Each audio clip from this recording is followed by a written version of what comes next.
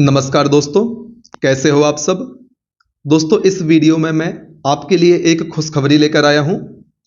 मध्य प्रदेश राज्य सहकारी बैंक की 896 क्लर्क या कंप्यूटर ऑपरेटर की पोस्ट एवं 1358 सोसाइटी मैनेजर की पोस्ट के लिए नोटिफिकेशन जारी हो गया है। अर्थात कुल मिलाकर यहां पर 2254 पोस्ट की चर्चा की जा रही है, जो कि मध्य प्रदेश के 35 डिस्ट्रिक्ट सेंट्रल कोऑपरेटिव बैंक्स में निकाली गई है।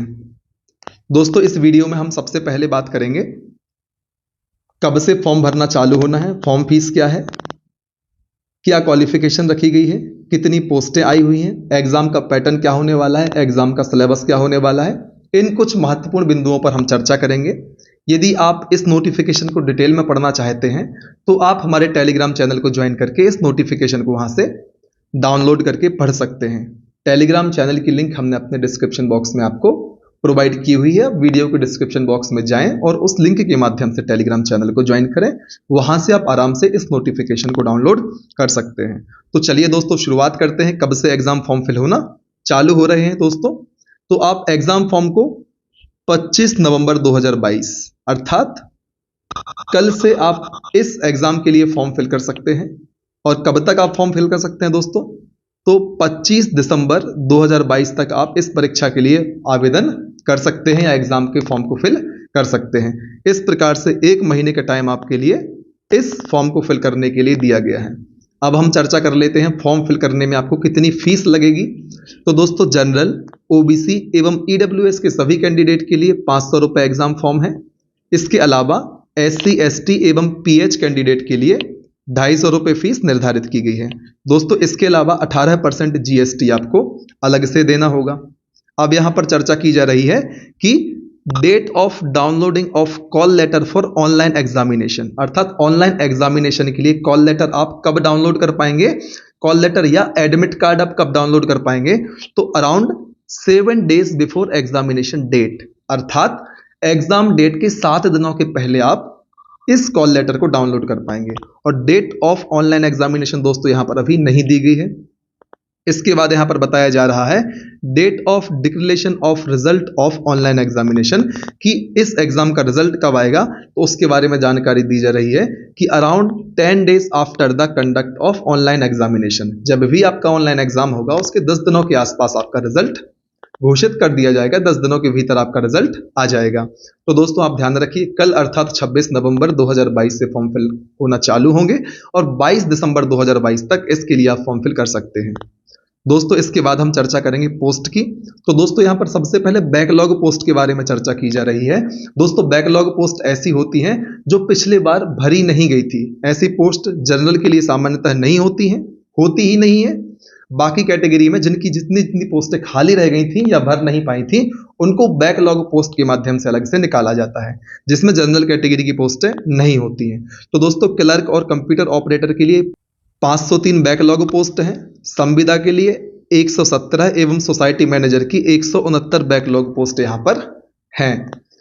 इसके बाद दोस्तों यहां पर जिलेवार पोस्टों के वितरण के बारे में बताया जा रहा है। इसके बाद अब हम चर्चा करेंगे फिर से सृजित की गई नई पोस्टों की, जो सभी कैटेगरी के लिए होंगी, अर्थात बैकलॉग पोस्ट के अलावा जितनी नई पोस्ट सृजित की गई हैं उनकी चर्चा अब हम करेंगे। इनमें दोस्तों सभी कैंडिडेट, हर कैटेगरी का व्यक्ति फॉर्म फिल कर सकता है, जिसमें दोस्तों क्लर्क या कंप्यूटर ऑपरेटर की 223 पोस्टें हैं, संविदा की 53 एवं सोसाइटी मैनेजर की 1189 पोस्टें निकाली गई हैं। दोस्तों कैटेगरी वाइज आप अपने हिसाब से यहां पर पढ़ सकते हैं।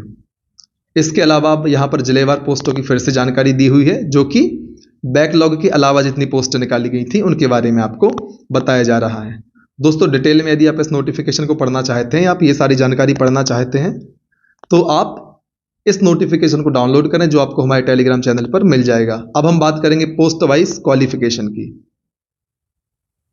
तो दोस्तों यहां पर क्लर्क, कंप्यूटर ऑपरेटर, संविदा और सोसाइटी मैनेजर के लिए लगभग एक जैसी क्वालिफिकेशन ही यहां पर दिखाई जा रही है।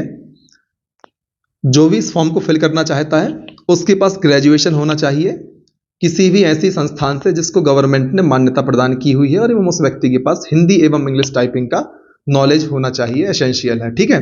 इसके साथ ही साथ 1 साल का कंप्यूटर डिप्लोमा कोर्स होना चाहिए और कहाँ से कर सकता है? यूजीसी द्वारा मान्यता प्राप्त संस्थान से। और सारी बातें यहाँ पर लिखी गई हैं, आपने जहाँ से भी कंप्यूटर डिप्लोमा किया हुआ है आप इनको मैच कर लें और इस फॉर्म को आप फिल कर सकते हैं।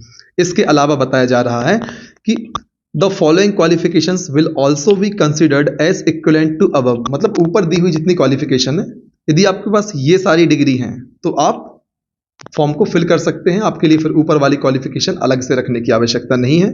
यदि आपने बीई, आईटी या सीएससी किया हुआ है तो आप बीई के बेस पर भी इस फॉर्म को फिल कर सकते हैं। आपके पास बैचलर डिग्री है, आपको अलग से कंप्यूटर डिप्लोमा करने की आवश्यकता नहीं है। इस प्रकार से और भी यहाँ पर डिग्रियां दी हुई हैं, आप इनको पढ़ सकते हैं।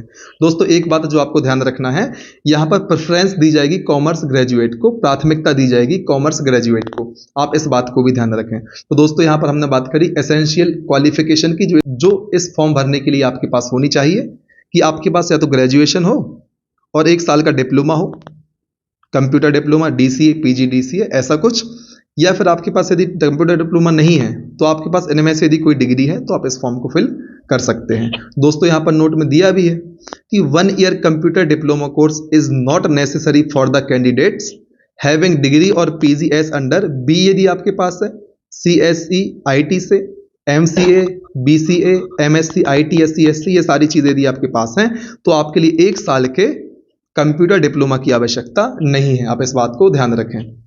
चलिए अब हम आगे बात कर लेते हैं एज रिलैक्सेशन की और कितनी एज इसमें रखी गई है। तो दोस्तों इस फॉर्म को फिल करने के लिए आपकी एज कम से कम 18 साल और अधिकतम 35 साल तक होनी चाहिए। तो कोई भी व्यक्ति जो 18 से 35 साल के बीच में है इस फॉर्म को फिल कर सकता है। और यहाँ पर अलग अलग एज रिलैक्सेशन की बात की गई है। दोस्तों यहाँ पर डेट तक लिखी हुई है कि कोई व्यक्ति जो 26 दिसंबर 1987 के बाद पैदा हुआ एवं 25 दिसंबर 2004 के पहले पैदा हुआ, वो इस फॉर्म को फिल कर सकता है। अर्थात 26 दिसंबर 1987 के पहले पैदा हुआ व्यक्ति इस फॉर्म को फिल नहीं कर सकता एवं 25 दिसंबर 2004 के बाद पैदा हुआ व्यक्ति इस फॉर्म को फिल नहीं कर सकता। अर्थात 18 से 35 साल की आयु का व्यक्ति इस फॉर्म को फिल कर सकता है और आपकी आयु 26 दिसंबर से काउंट की जाएगी। इस बात को आप ध्यान रखें। एज रिलैक्सेशन की यहाँ पर बात की जा रही है। फीमेल कैंडिडेट्स के लिए 5 साल का रिलैक्सेशन है।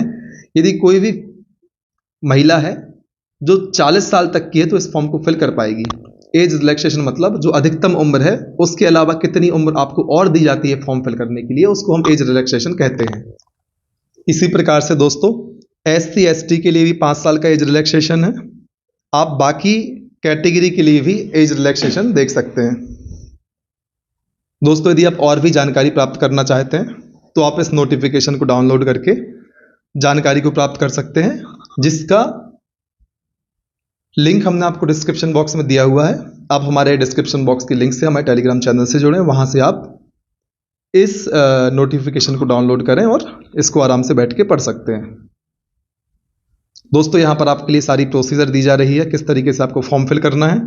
अब हम बात करेंगे कि एग्जाम का पैटर्न या सिलेबस क्या होगा।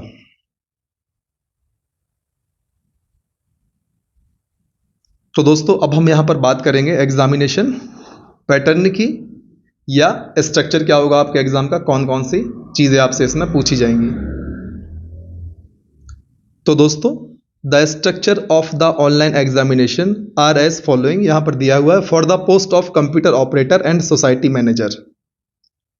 तो दोस्तों आपसे यहां पर reasoning, computer knowledge, general awareness, English, numerical ability के बारे में क्वेश्चंस पूछे जाएंगे।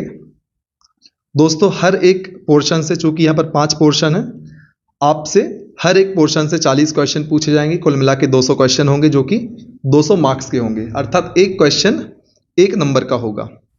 और दोस्तों आपसे क्वेश्चन हिंदी एवं इंग्लिश दोनों लैंग्वेज में पूछे जाएंगे।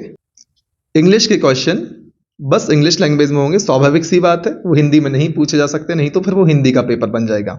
इसके अलावा सारे पोर्शन में आपको हिंदी एवं इंग्लिश दोनों भाषाएं देखने को मिलेंगी। अब यहां पर बताया जा रहा है time allotted for each test. दोस्तों आपको यहां पर सेपरेट टाइम दिया जाएगा हर एक सेगमेंट के लिए। आपको कंप्लीट टाइम नहीं दिया जाएगा 120 मिनट का, आपको हर एक पोर्शन के लिए निर्धारित समय दिया जाएगा। आपको उस ही टाइम में उस पोर्शन को करना है। नहीं तो दूसरे पोर्शन के टाइम आप ऐसा नहीं कर सकते कि आपको मान लो कंप्यूटर में 20 मिनट दिए जा रहे हैं तो आप कंप्यूटर को 10 मिनट में कर लें और बाकी 10 मिनट आप रीजनिंग को बचा लें या मैथ को बचा लें या किसी और पोर्शन को बचा लें। आपके लिए हर एक पोर्शन के लिए फिक्स निर्धारित टाइम दिया जाएगा, आपको उसी निर्धारित टाइम में उस पोर्शन को कंप्लीट करना है। तो दोस्तों रीजनिंग के लिए आपके लिए 25 मिनट दिए जाएंगे, कंप्यूटर नॉलेज के लिए 20 मिनट, जनरल अवेयरनेस के लिए 20 मिनट, इंग्लिश के लिए 25 मिनट और न्यूमेरिकल एबिलिटी के लिए आपके लिए 30 मिनट दिए जाएंगे। इस प्रकार से कुल 120 मिनट आपके लिए पूरे एग्जाम के लिए मिलेंगे। तो दोस्तों ध्यान रखें, आपके लिए इन सारी बातों का ध्यान रखना है। आपको इस एग्जाम में नेगेटिव मार्किंग भी देखने को मिलेगी। अधिक जानकारी यदि आप इसके बारे में पढ़ना चाहते हैं तो आप इस नोटिफिकेशन को डाउनलोड करके पढ़ सकते हैं। वीडियो लंबा हो रहा है तो दोस्तों इस वीडियो में इतना ही। उम्मीद है मैंने आपको इस नोटिफिकेशन के बारे में महत्वपूर्ण जानकारी दे दी है। इसमें दोस्तों माइनस मार्किंग भी है। ध्यान रखिए, लगातार मेहनत करिए, आगे बढ़ते रहिए, तब तक मत रुकिए जब तक कि आपको आपकी मंजिल प्राप्त नहीं हो जाती। जय हिंद।